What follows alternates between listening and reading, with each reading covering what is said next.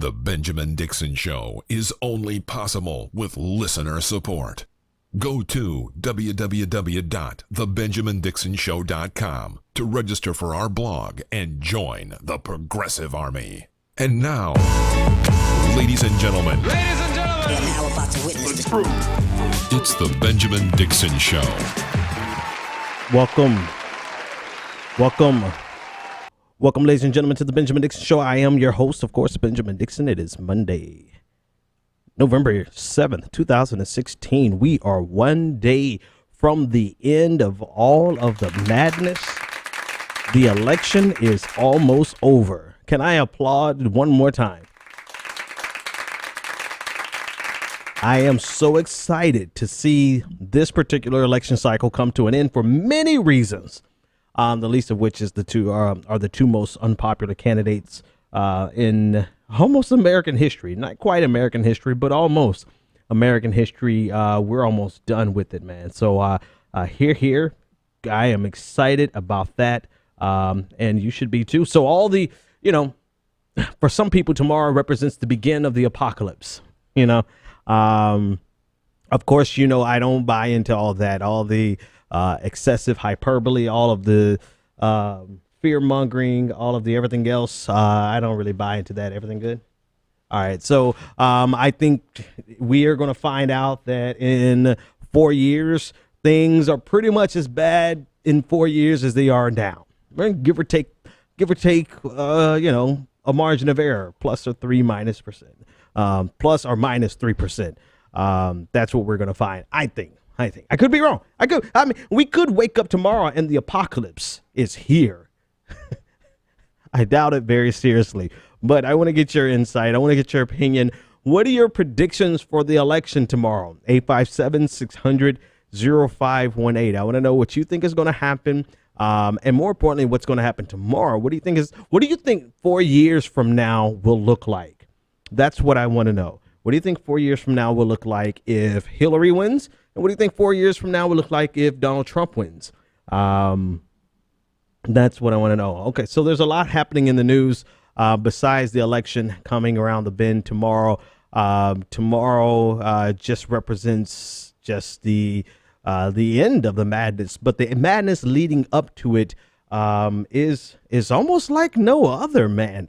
Actually, before I go into this first story, I am going to take this first caller because I really want to know what you guys think the world is going to look like starting tomorrow. Caller, you're live on the air. What's your name, comment, and or question? Hey, Ben, it's Brandon. Hey, Brandon, what's going on, man? Hey, what's going on, Nothing man? much. I thought I would call. I'm doing great. I thought I would call in, getting prepared for the apocalypse tomorrow. Yes. For the, the zombie uprising, the race war, all for lots of fun. Don't forget World War III and the nuclear holocaust. Oh, my gosh. There's just so much going on. I just don't know what I should wear.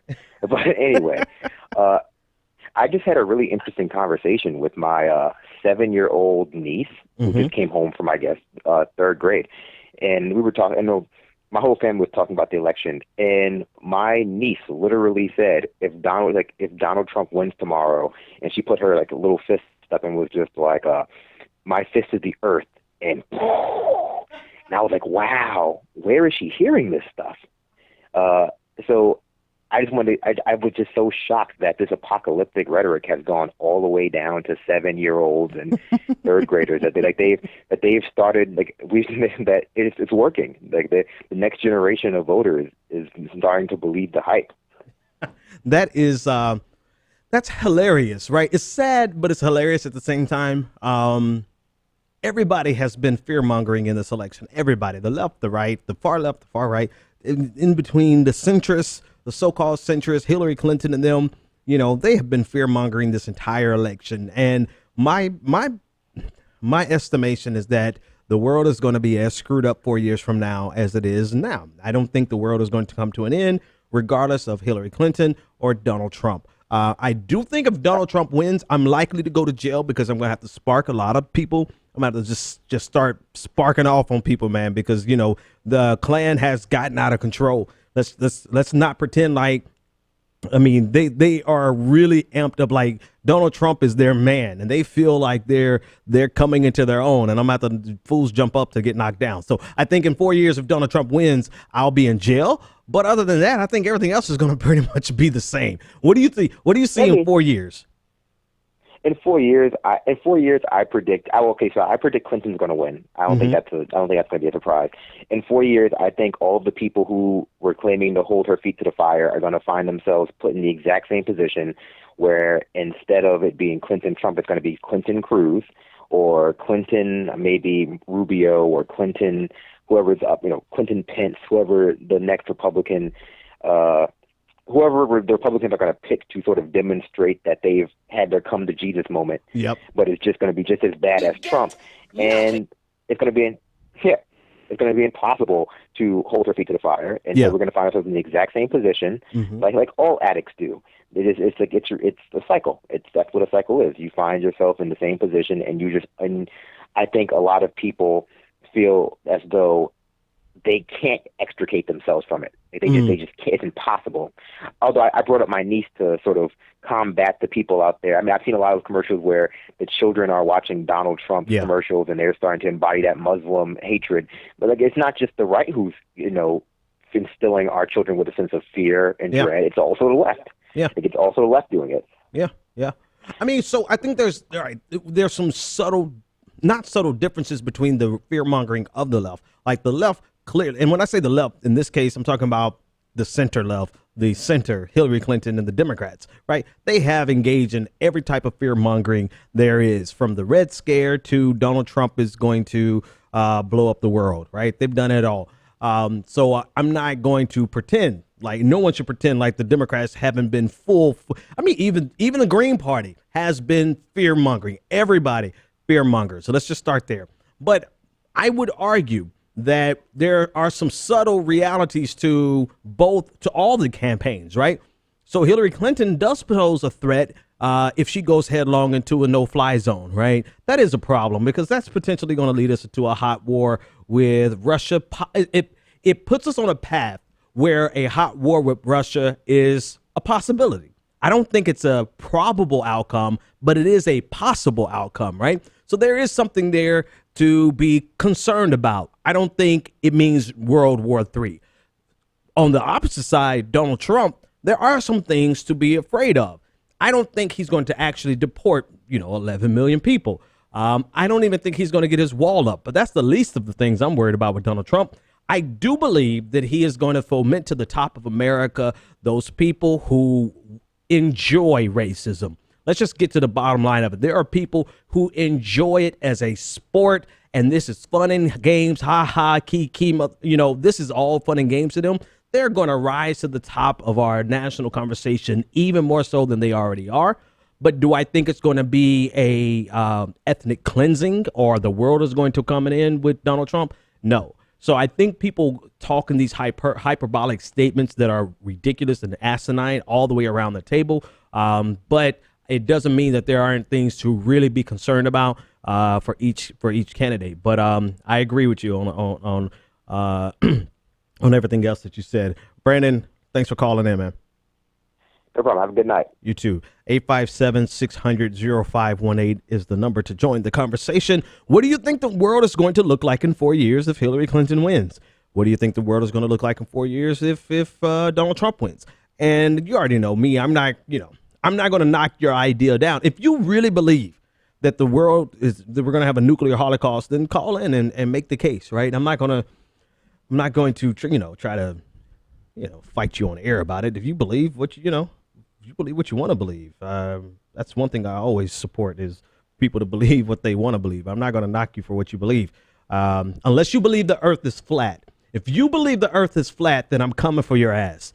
And I'm sorry, like real. There is an entire movement of people trying to convince the world that the earth is flat. Now, if you believe that, I'm coming for you. Caller, other than that, you're good with me. Caller, you're live on the air. What's your name, comment, and or question? This is you, caller 262. You're live on the air. What's your name, comment, and or question? All right, you're not there anymore. All right, let's move on to some stories. some things that are happening. So one thing I'll be glad to see go away, only because I'm tired of it, right? And because they didn't do anything. I said a long time ago that they weren't going to do anything about Hillary Clinton's emails. I said it. I called it. I'm a pessimist when it comes to people in power being held accountable for anything. I said that like 8 months ago. That's why I didn't cover the email story originally. And that's why I kind of begrudgingly covered it when it became an actual story, because I knew, back in my mind, I knew for a fact that they were never going to hold Hillary Clinton accountable for these emails. And then the flip side of it was like, I didn't really know at the time the substance of the emails, right? Like what was really the story, but I digress. I'll be glad when this is over. James Comey, however, he's got a real problem. James Comey has a real problem because it almost looks as though he doesn't know what the hell he's doing in terms of how to manage the FBI and to manage the relationship that the FBI has with the Justice Department as a whole and Congress and the media, right? And the fact that he even looks like he's calculating the population response and the media response. Like it feels as though James Comey is trying to play to an audience when that's the last thing that he should be doing. And it really goes both ways, right? It seems like he's trying to cater to some people to make sure that they are pacified and feel like he's adequately going after Hillary Clinton. And then at the same time, it's like he doesn't really want to go after Hillary Clinton. He's trying to walk a thin line, and he ultimately burned himself, right? So James Comey, 11 days ago, he sent a letter to Congress and Jason Chaffetz about finding new emails on Hillary, related to Hillary Clinton, related to the investigation, and they subsequently reopened the investigation, or at least that's the sentiment, that it was reopened. Last night, he sent out another letter saying that out of the emails they found, none of them were pertinent, none of them were reason for them to consider charging Hillary Clinton. So once again, the email controversy is almost laid to bed. Not really, because now you have a lot of people who are counting the number of emails, and we'll get to that in a second. We'll get to that. But I want to share a little bit of his letter here so you can see what he said. He said, I write to supplement my October 28th letter that notify you the FBI would be adding additional investigative steps with respect to former Secretary of State Clinton's use of a personal email server. Since my letter, the FBI investigative team has been working around the clock to process and review a large volume of emails from a device obtained in connection with the unregulated criminal, I can't see that word, with another unrelated criminal investigation. During that process, we reviewed all of the communications that were to or from Hillary Clinton while she was Secretary of State. Based on our review, we have not changed our conclusion that we expressed in July with respect to Secretary Clinton, and signed James Comey. So basically, that's it. Of course, you know the details. They found emails related to Hillary Clinton on the device of Anthony Weiner. They were already investigating Anthony Weiner for crimes related to a minor, emailing or sending lewd text messages to a 15-year-old. So there's a huge investigation around that. He could potentially face years in prison. Anthony Weiner is the spouse of Huma Abedin, who is the close personal assistant to Hillary Clinton. And this is the connection. And so after reviewing all of the emails, they said that they are going to stick with what they decided in July, which is there's no reason to charge Hillary Clinton. So I really don't care about whether it's done, right? It's done. But what is amazing is that he inserted himself into the election 11 days before, and then inserted himself into the election again 2 days before, making this election ultimately became about him. So the question is really asked, like, at what point should he have, or could he have, inserted himself into the election with regard to Hillary Clinton's investigations? And what if there was something there and he waited until after she was elected president? That would have driven, they would have cried bloody murder and holy hell because they would have said that that Comey was helping Hillary.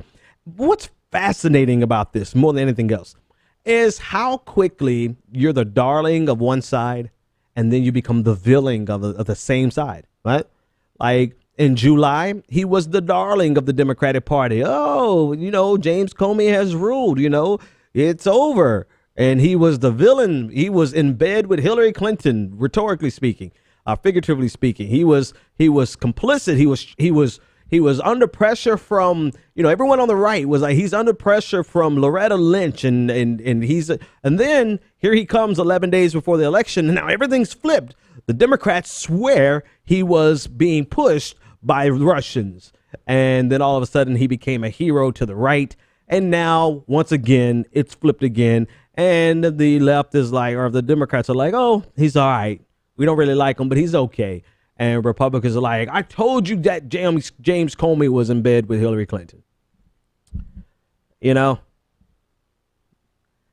Whatever. It's part of the job, I guess. But I'm just curious to know, did he not have any assistants who could sit there and say, hey, this is how this is going to play out? And more importantly, not even remotely related to how it's going to play out in public. What they should have done was like, this is how it's going to play out. We have, let's say, 650,000 emails. We can process them. Let's process them and then say something, right? If we know we can go through 650,000 emails in a short order, then let's wait until Director Comey. Why don't we wait until after we process it instead of before we process it? So that when we make a statement, we only have to make one statement. Was there nobody on his staff who could advise him to do that? And of course, there's a lot of speculations as to whether or not Comey was under pressure from people on his staff who are in the FBI in general, who are never Hillary, who are anti-Hillary, who are part of the institutions that just don't want Hillary Clinton. Right, because there are quite a few speculations and pieces that have been written about people in the Justice Department, people in the security apparatus in the United States who just do not want Hillary Clinton. In fact, some even speculate that it was the NSA who leaked these emails for Hillary Clinton to WikiLeaks, on John Pedersen to WikiLeaks. Right, there are all sorts of weird speculations to suggest that the people who are running the institutions, particularly the security apparatus, do not want Hillary Clinton, and particularly the FBI. James Comey was facing a possible coup, and I'm saying that in the most figurative sense possible. Figurative. Yeah, there you go. Sense possible, not an actual coup. But whatever the case, was there no one with the sense to tell Comey to let's search these emails first and then say something? Or if we search them and they're no big deal, then don't say anything. Just update Congress and let it go. Sure, Congress would not have announced it like Jason Chaffetz did before. Case reopened, right? All dramatic. Anyway. All right, so there's a second side to this that I'm almost loath to even discuss, right? But I'm going to discuss it. Here's the second side to this. It's the inevitable. I'm sorry. I don't want to, because I think some of my audience may actually believe this. But whatever. I got to go for it. It's the inevitable conspiracy theories that come up. The conspiracy theories that cause people to ignore pretty simple reality. And the prevailing conspiracy theory that has come up around this is on your screen now. These are basically Republican talking points at this point. This is beyond conspiracy theory. This is some guy named Bernard Carrick. Okay, Bernard Carrick. He said there were 691,200 seconds in 8 days. The FBI Director Comey received 650,000 emails in 8 days. An email per second? Americans aren't that stupid. Dum dum bum. Yeah. So basically saying there are too many emails for them to go through in 8 days, meaning that if they had to go through each email, they would take an email per second. And there's no possible way that James Comey could go through 650,000 emails. So clearly they're missing the point that, obviously there's, they could have had 100 people go on this easily. Boom. Let's call up 100 people. Let's do this before the election. So if they had to go through a whole bunch of emails manually, which they didn't, then they could have the manpower to actually do it. But they're missing the most obvious reason that they were able to do this. This was not the same as the 60,000 emails that Hillary Clinton and her team were complete assholes and printed them out double-sided and delivered in filing boxes, boxes of printed emails, which required them to retype every single email into the system, subsequently taking an entire year, if not more, for them to go over 60,000 emails. These were 650,000 emails on a machine, already digitized, right? Which means you can quickly use a search algorithm to go through all 650,000 emails in probably less than 1 second. But I'm guessing their program was probably far more robust than Google, looking for so many more significant, a long list of terms, right? But still, no matter how complex the algorithm is, it doesn't take a computer even a second to go through hundreds of thousands of documents. So please do not. I'm sorry, I'm talking through my teeth because I can't believe how quickly people will devolve into conspiracy theory, into ignoring the obvious truth. Do you expect them to go manually through 650,000 emails? Even more important, do you honestly think it's more efficient for people to manually go through a system compared to 650,000 emails compared to a computer going through 650,000 emails? It's not. It's far more accurate for a computer to do it and bring up out of the 650,000, let's say there's 10,000 emails that are questionable, and then you have a team of 25 agents go through those 10,000 emails. Now do the math on 10,000, but I don't know, they could have gone through 650,000 and got no dings. Or not only are they searching for key terms and metadata, they're looking for duplicates. Do you know how easy it is to write an algorithm? Okay, maybe you don't know how easy it is to write the algorithm looking for duplicates, but there are algorithms out there that will quickly do. Hell, Microsoft Excel can tell you if there are duplicate statements in fields. Oh God! So I really hope that no one in my audience has fallen into that trap. If you did, no harm, no foul. It gets the best of us, right? Hey, we love you, but come on back. Come on back to this side. Come on back to the side of sanity. There is technology that can help you go through 650,000 emails in short order. Now, whether or not you believe Comey is being held hostage emotionally or career-wise by Hillary Clinton, I'll let you argue that. But don't argue about don't argue about the quickness with which they can go through digitized anything. Please don't. Okay, caller, you're live on the air. Thanks for your patience. What's your name, comment, and/or actually, this is David from New York. David, what's on your mind? It's about time you finally recognize it. Hey, Ben, what's up? How you doing? Getting ready for Armageddon over there? Yeah, we're getting ready, man. I've got my gas mask. I've got my bomb shelter. I got my Geiger counter. So if World War III comes, I'll know where to take my family. We're all set. What about you? I'm screwed. I don't have any survival pack. I'm completely utterly screwed. I hear that, man. Come up to Boston. We'll take care of you. Hey, it's not that far, maybe. No, what I was calling in about kind of was to that point, but less the sarcasm. I keep trying to grapple with the fact that people are stuck. They're stuck on the crappy choice that we have. But unless we get unstuck, we're screwed. We're not screwed because with Trump or Clinton in office. I mean, it's a tall order and there's trouble ahead. There's no doubt about that. But unless we can get past the fact that, oh shit, this is what the election turned out to be.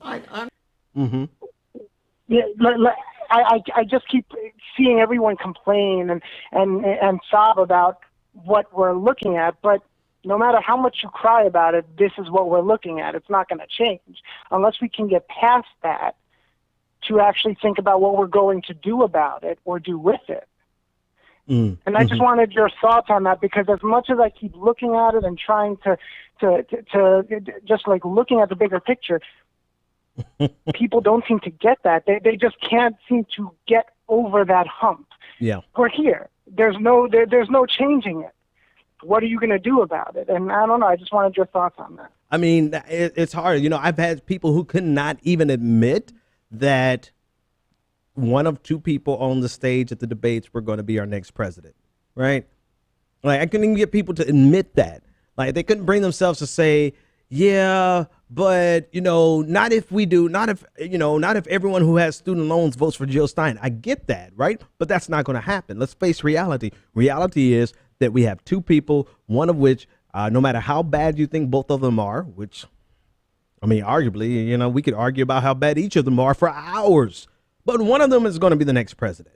And if we can't grapple with that reality, then we're not dealing with reality, and we're not prepared to do what's necessary, the next step, right? We're not prepared to move to the next step, which is to, how do we fix this the next time around? How do we undo where we got? How do we get here? And how do we get away from this place, right? But we can't even have that conversation because most people, I can't say most people, let me choose my words more wisely.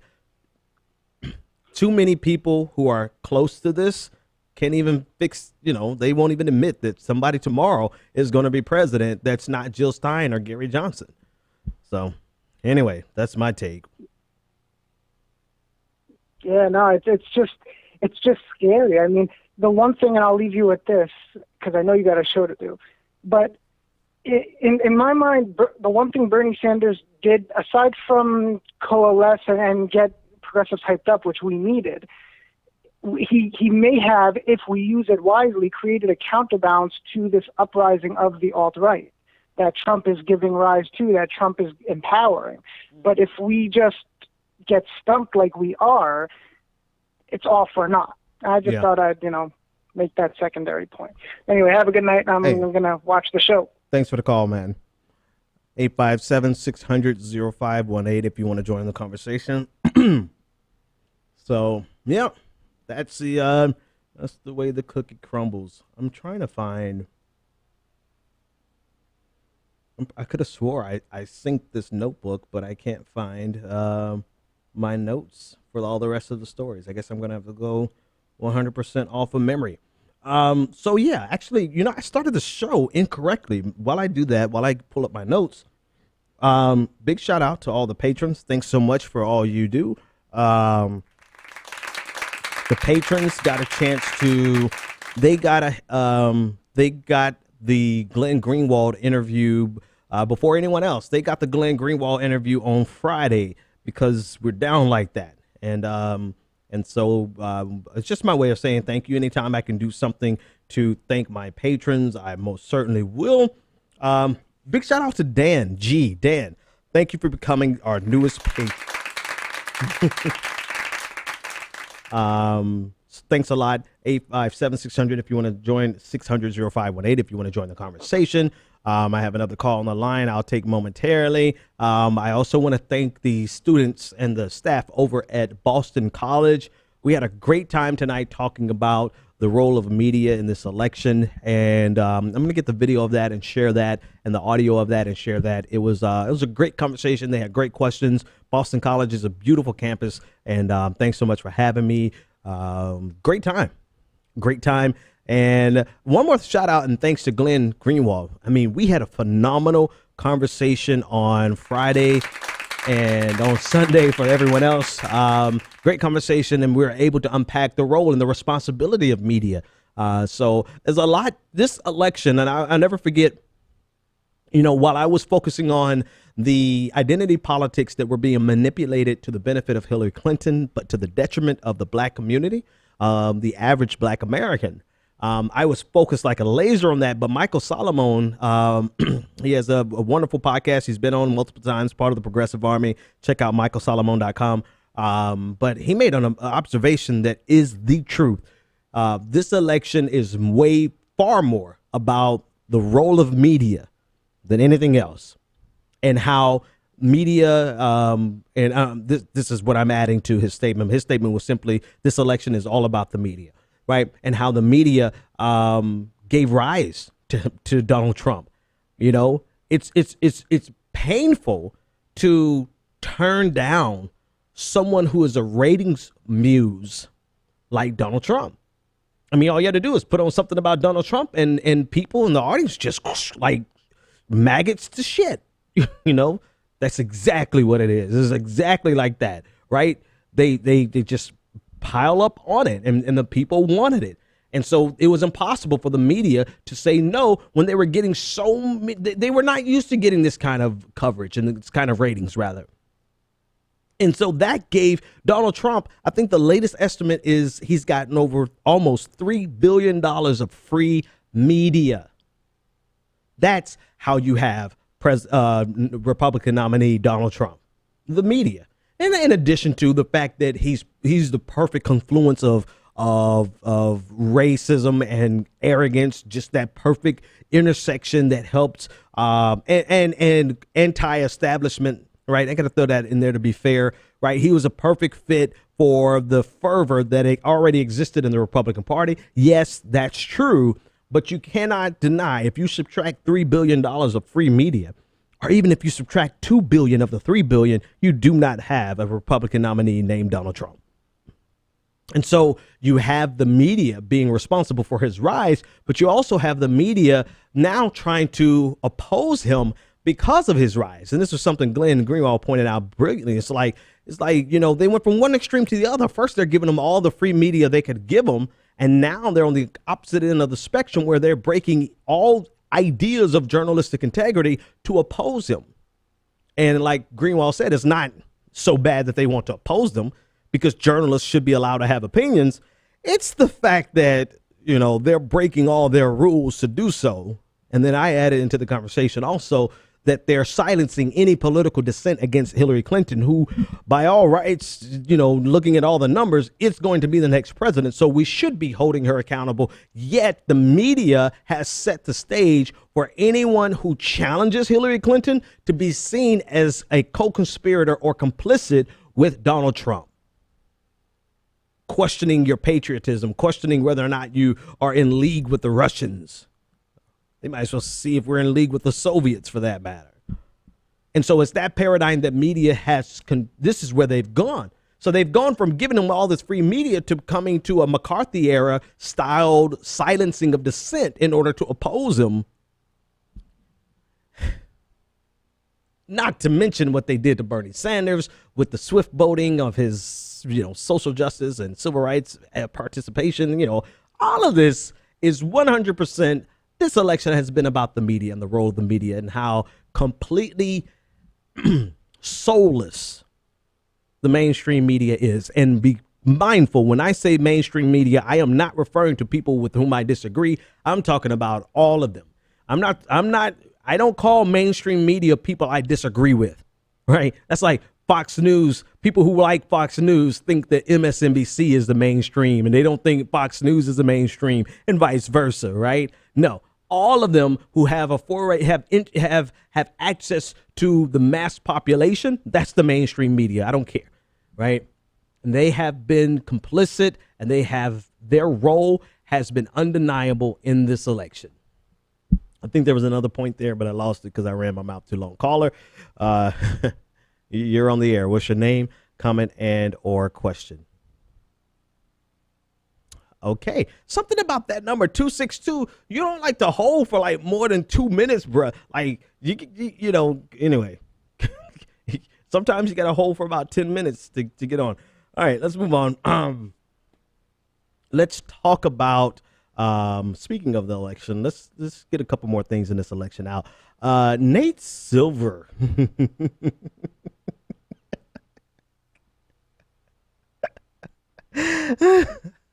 Every time I see this picture, I think of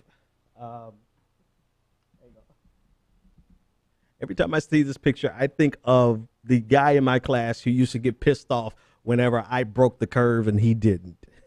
That's what I think of. Nate Silver reminds me of the dude who literally would start throwing stuff because he didn't get the highest score in the class, or if his estimation was off by like 0.1%. This is what Nate Silver reminds me of. Brilliant dude in some respects, but in other respects, he's like derp. Anyway, so let me not be in that. Let me be a complete asshole. Oh, you know what? I knew I was. Let's see something. Yeah, that's a problem. So anyway, Nate Silver is giving, if I'm not mistaken, I'm going straight off of memory now because my notes have crashed and whatever it is, what it is. Nate Silver is giving Donald Trump some pretty decent odds of winning now. And it seems as though this has caused quite a stir between Nate Silver and the Huffington Post. Like they got into a huge nerd battle, and I don't use nerd condescendingly. I'm a nerd, right? But anyway, I digress. But it's not. Nate Silver is getting Donald Trump like 1 in 3 chance of winning tomorrow night, and I think the Huffington Post has Donald Trump at a 2% chance of winning tomorrow night. The difference in their models, I believe, is the emphasis that Nate Silver places on the more recent polls versus the historical polls that the Huffington Post model places an emphasis on. Both of them have basically say Donald Trump is going to lose. But Nate Silver did give a path. He said it's possible because of the state of the race in states like the polling in Florida, in Arizona. Donald Trump is now doing well enough to be in play that it's possible that tomorrow night we could end up with a President Donald Trump. So it is. Let me read. This is from who is this? The New York Magazine. I want to read this paragraph. Particularly here, Silver's model isn't as sticky. It presumes that more recent polling data is more accurate, even if those surveys depart drastically from the past norm, or at least it's a presumption more readily held by the Huffington Post. This is what I want to read. And one way Silver fits its model to that presumption is by adjusting state-level poll results to reflect the new national trend. So basically, he's weighting the more recent results more heavily, which, as you can see from blame it on Comey, blame it on the FBI, blame it on whatever you want to blame it on. Hillary Clinton took a hit, right? And Donald Trump really gained from this situation with the emails, right? So much so that Hillary Clinton had to change their entire method of campaigning over the last 11 days. Instead of campaigning to try to take the Senate, they had a campaign just to save their election, right? So clearly there has been a dramatic shift in the polling in favor of Donald Trump. The question between Nate Silver and the Huffington Post was really a question of which one carries more weight. Is it the historical trends, which are at this point, the historical data suggests that Hillary Clinton should crush Donald Trump. The more recent polling looks like, well, it could be a tight race. Nate Silver is erring on the side of the more recent polls, which just kind of anecdotally, it really is a question of ultimately like who wasn't already decided. When I say decided, I don't mean they're casually deciding. I'm saying people who are already baked into the system. Like there's a certain percentage of the electorate that no matter what happens between tonight and tomorrow, Hillary Clinton can be found guilty of manslaughter between tonight and tomorrow. There's a certain percentage of the electorate that's not going to change their vote either direction, right? And so it really depends on how many people are actually, I don't want to say undecided because that's such a broad term, but how many people are affected by the changing news cycles? And do the most recent polls really capture a fair estimate of how many people are actually affected by it. Like, and then also, and I'm not challenging. Trust me, I'm not challenging them on their statistical analyses. I'm just giving you some real, practical questions to think about this with, right? Right? Because I did okay in statistics, but it really. I'm sorry, I'm an asshole. But it really just goes to the question of, like, who are these people? Who are they talking to at this point? I am curious to see if there are that many undecided voters whose opinions are, I guess there are people, now mind you, there are a lot of people who are not engaged, who were not aware of all the email scandal, who I don't know how you couldn't be, but I guess we're talking about people who did not pay attention throughout the summer. And now they're just realizing, oh, shit, Hillary Clinton's under investigation. Let's go for Donald Trump. Or we're less enthusiastic about Hillary Clinton. Or we're less likely to go out. All those things come into play.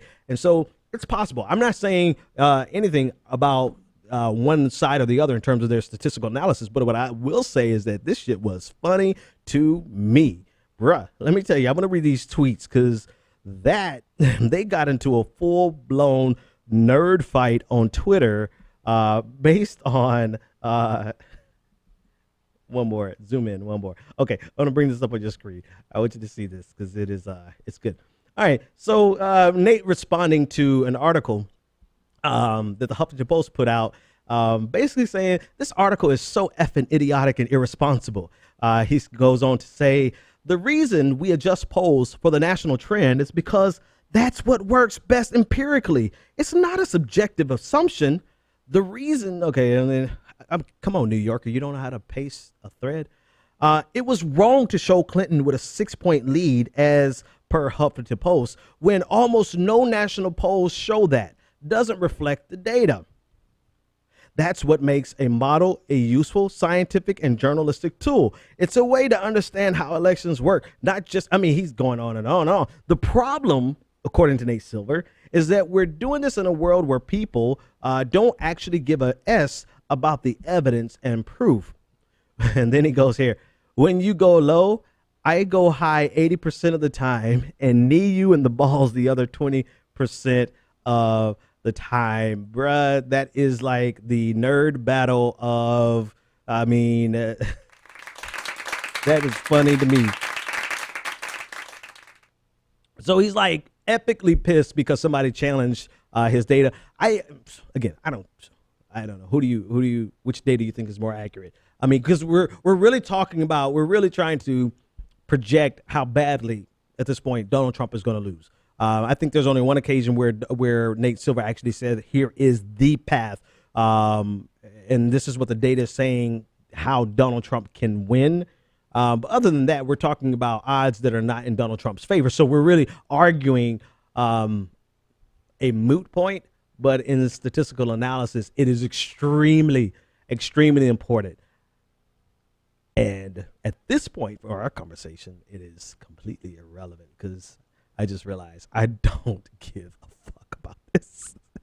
857-600-0518 is the number to call. Caller, you're live on the air. It was funny, and now all of a sudden I'm like, these dudes are so lame. I don't even want to talk about it anymore. Caller, what's your name, comment, and or question? This is Kevin. I am calling from Michigan. Hey, Kevin, how's it going? And thank you. I'm fine. I just want to thank you for all that you do. And I actually found you through Nicole Sandler. Oh, hey. And listened to, I don't know how long ago it was, but I was so happy that I found a Noah Chunga, and I'm like, oh my God, I found my family. Oh, hey. So what's up, fam?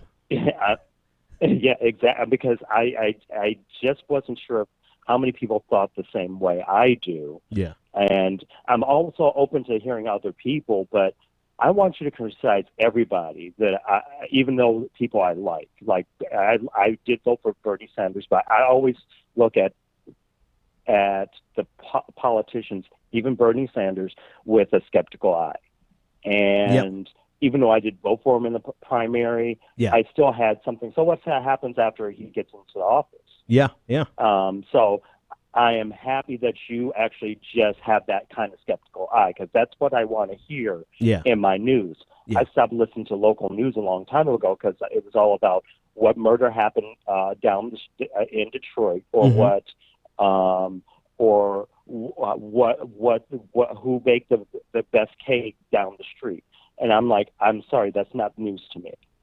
I want to hear what's happening in our country and our local government, and so it's just, and so I make my decisions based on that and based on my conscience, and that's how I'm voting. So I don't know how much time I have, but that was one comment I had. Go for it, man. Okay, the other comment is that I unfortunately went to Facebook again after being away from it for a while and made some comments, because Dan Savage made his article, and I don't trust Dan Savage anymore because I just think he's part of the elite. And I don't trust him. I just don't trust him. All he basically said what I thought he said: don't vote for, if you vote third party, then you vote for Trump. Other people may fall into this logic. I think it's the logic of desperation, that you vote for C, but you're voting for B. I don't fall into that. Right. So my thing is, you vote for your conscience. You vote for what you want based on your research. I have friends who are voting for Trump. That's on them.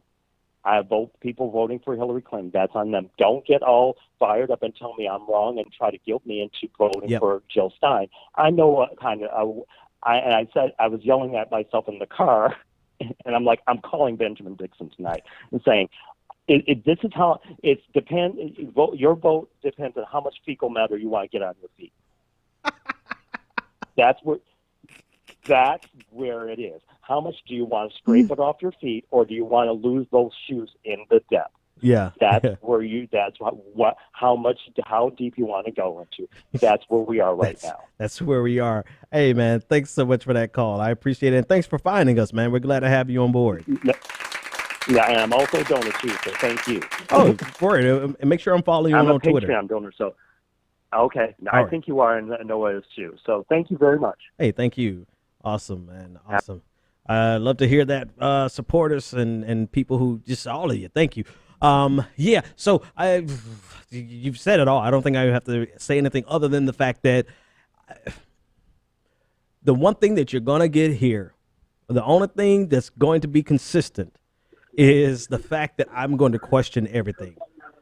I'm going to even question my questioning. I'm going to question whether or not I should be analyzing something so hard, or is it really a lot simpler than what I'm trying to make it? You know, I ask myself that a lot. A lot of times I dig in and I question the premises and I question the underlying assumptions and I go deep. And then sometimes I'm like, dude, what the hell am I doing? It could be just really simple, right? So I question everything. I even question my questioning. And if you get nothing else, you're going to get that here. And in my line of questioning, if that means that puts me on the opposite side of someone who's your favorite, then just hang out with me while I question it. Don't take it like it's not a personal attack, right? I don't think I've had a personal attack on anybody except for, flat earthers. Yeah, that's going to be a personal attack. I did get kind of personal with Julian Assange because I think, but I like WikiLeaks. But anyway, but other than that, like, I haven't personally attacked Jill Stein, Bernie Sanders, Hillary Clinton, or Donald Trump. He is the president piece of shit.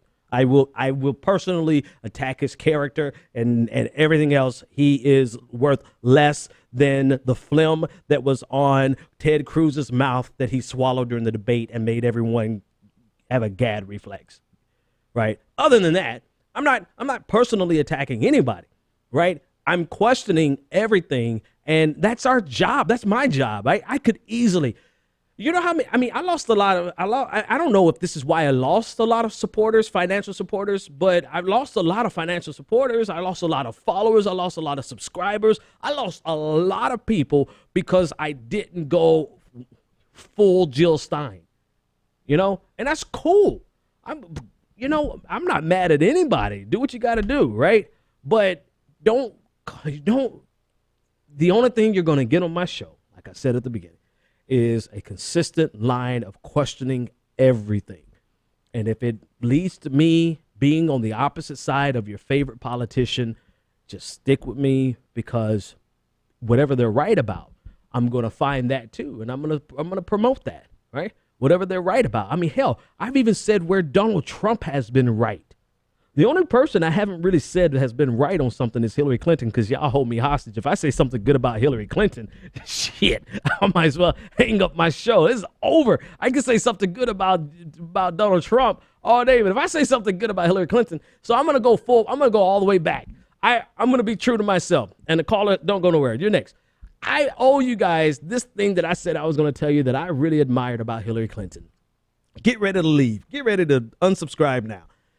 When Hillary Clinton, when somebody, I don't know, was somebody in the audience, something happened and all the Secret Service jumped on stage and, and they all surrounded her, and Hillary Clinton didn't flinch. Like, she didn't even blink. And I'm sorry, that shit was gangster. I was like, damn, Hillary, I would have jumped. You saw Donald Trump jump when the boy in the background just sneezed good. And Hillary Clinton just looked at it like, I mean, that I respect that. That was G. That was like, that's how I want somebody with a spine like that. Not no weak backbone, spineless, oversensitive dude like Donald Trump. Hillary Clinton was ruthless. And that's why I'm like, why don't she just tell the world how ruthless and soulless she really is? Like, be the soulless, ruthless woman that you are. I think that's more admirable than this nice grandmother role that you're trying to play. Don't nobody believe that, Hillary. Who you were, the person who didn't even flinch at that man jumping up on her stage, that's the person you really are. A really cold, soulless, probably vicious person. And I like it, to be honest with you. That's probably one of the few things. But anyway, I digress. All right, enough of that. Because y'all are going to be like, oh, Ben is a corporate shill. I love y'all anyway. 857-600-0518. Caller, you're live on the air. What is your name, comment, and or question? This is Umar from Brooklyn. Umar, what up, man? Yeah, I got my Armageddon kit ready. And I'm going to do tomorrow what I do every year, get up early as heck and be on that long line. Yep. Because it was a little longer for the primaries, but I don't care. I get it out the way, do what I'm going to do, because there's a whole bunch of things to vote for. I mean, I get this the presidential election, but I hope people remember there's a lot of issues that they're putting out there. You got to vote on them. Yeah, yeah. I understand voter apathy, and I still say that on the liberal progressive side, I don't understand why y'all don't understand why saying, not y'all, not you per se, saying y'all's blanket statement. Yeah, I got you. You only have two choices. Well, don't you understand that's a creation of voter apathy? That's one of the things that people are apathetic about. Yeah, yeah. Because when you keep the idea behind, at least one of the takeaways I took from the Bernie campaign was, this has got to change. And then when everyone's saying, well, we got to be pragmatic. Now, there's nothing wrong with that argument. That's very sound. I agree with that coming out of everybody's mouth. Pragmatism is important in politics. But if you're going to pull the apathetic voters, the one thing the Obama campaign proved, this is kind of true of everything, because I remember there was this big thing, children don't read. Then Harry Potter came. And I kept asking, well, who's buying these millions? I guarantee you it is not 40-year-olds buying Harry Potter. Right. Because if you give people something, it's like, I'm a movie geek. Yeah. And my website follows the trends of what's going on. And every cycle, oh my goodness, Hollywood's not making money. No, you're not putting out movies people want to watch. Exactly. When you put out movies that people want to watch, guess what happens? They come. Make money. Yeah. So when you give them candidates, that they're excited for, I know people will kill me, but I'm sorry, Trump was a candidate certain people wanted to vote for. Absolutely. So they came out to woodwork to support her. Yep. Bernie was a candidate people wanted to vote for. The constant, well, there's a pros and cons of Hillary. I was like, okay, that's not the argument here. The argument here is, the hubris of thinking that the progressive side is stymied somehow by GOP nonsense. I remember the healthcare thing. Now, while I still didn't like Hillary, I thought what they did to her in the healthcare thing was completely ridiculous. Mm-hmm. And it was obviously they was protecting corporate interests. It was obvious. Yeah. You know, and oh, please, progressive, this email thing, stop. And I'm not like you. I'm mean about it. If they're going to do anything, it had been done. Right. You keep telling me that they want her up there. Why do you think they're going to suddenly say, hey, we're going to put her on trial for these emails, this woman we're trying to get up there? Why? What is the logic here? I've been off Twitter for a couple of days. I just put like 2 or 3 posts a day now. Yeah. Because I don't want to hear it no more. The email's ridiculous. That's how I'm taking it. Because I don't have a dog in this fight. I'm not going to lose any patrons. I don't have any patrons. This is stupid. There are important issues. There are important things going. And didn't we all say, okay, we're going to brace, get this over with, and then on to the next fight. Thing, the next Go to the next fight, right? Not even the next. I mean, like, let's get to work now for the next fight. Let's not even wait till the next fight. Like, let's start preparing right now. And it's like, Umar, you said this on one of the last times you called too. People are reliving the primary over and over and over again, 5 or 6 times a day. And folks, that shit's just not healthy. You gotta let that go. It's gone. It's done. Hillary's about to be president unless Donald Trump pulls the massive upset. But it's over. And we're expending so much energy reliving the primaries that we're not fighting. We're not preparing for the next fight that's happening now. Go ahead. Okay. And that's my voter apathy thing. Malcolm X said, progress. If you stick a knife in my back 6 inches and pull it out 2, that ain't progress. You pull out another inch, that ain't progress. Yes. You got to pull a knife all the way out and let the wound heal. I think a lot of the reliving is also because, and this is not the GOP, this is the progressives, the liberals. Yep. They keep rubbing salt in the wound. This idea that if you don't vote for either Hillary or if you don't vote for Hillary, if you vote for someone else, you're giving a vote to Trump. That's not how voting works. Yeah, I mean, but still, you know what it requires, what it is required. And I said this tonight. I think Bernie Sanders losing for America was tragic, right? But for me personally, it was actually quite useful and developmental in the sense that it's like I'm completely deprogrammed from anything they say. I want to report on it because it's my job to report on it. But the salt that they're rubbing in the wounds, I'm so indifferent to that. Like them telling me I have to vote, and you're enlightened. And that's what I'm trying to bring. That's what I want so desperately to bring to my audience and progressives, because that's what we're going to need, Umar, for us to actually fight this next fight and actually get some wins. Because as long as we keep letting them, the lower guys don't know. They're not on it. You're like, who could not know? You'd be shocked. Are you kidding me? Yeah. It's the general public, the general progressive. They're not intricate like this. Yeah. I think you hit it on the head. Revolution. Yeah. Okay. Yeah. Umar, well, it's always a pleasure, I'm man. not going to even call in tomorrow. Good luck. I'll see y'all on Wednesday or Thursday when this is all over. Take it easy, man. I always appreciate your calls. All right. Umar from Brooklyn, y'all. I love Umar, man. He's the man. Yeah. Hey, folks. I didn't cover anything.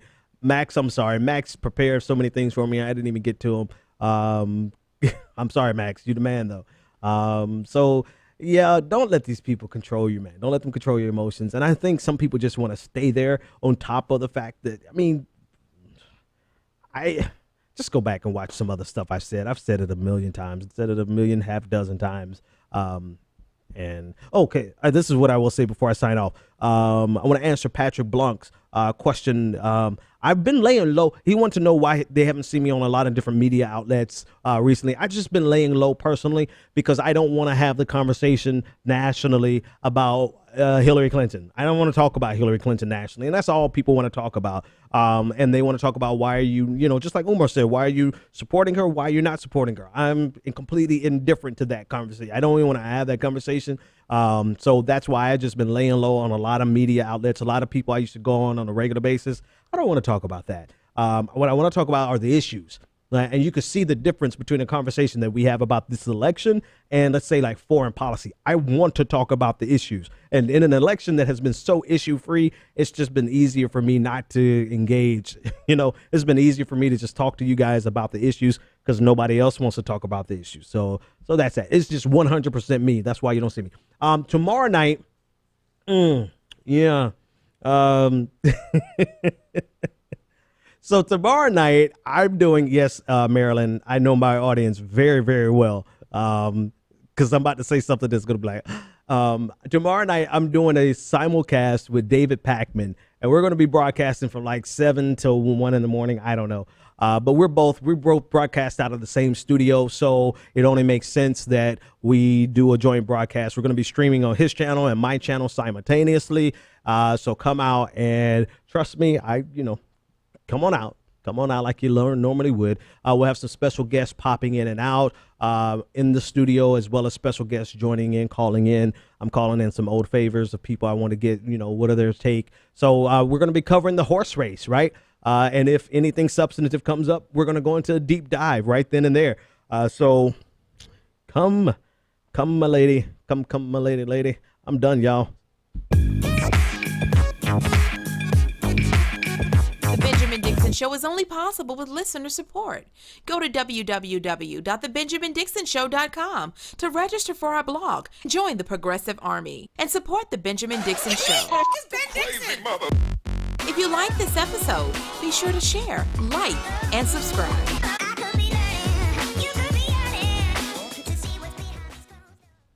Consider becoming a Patreon. Go to www.patreon.com/The BPD Show and support The Benjamin Dixon Show. I see y'all little raggedy comments in YouTube. See y'all tomorrow.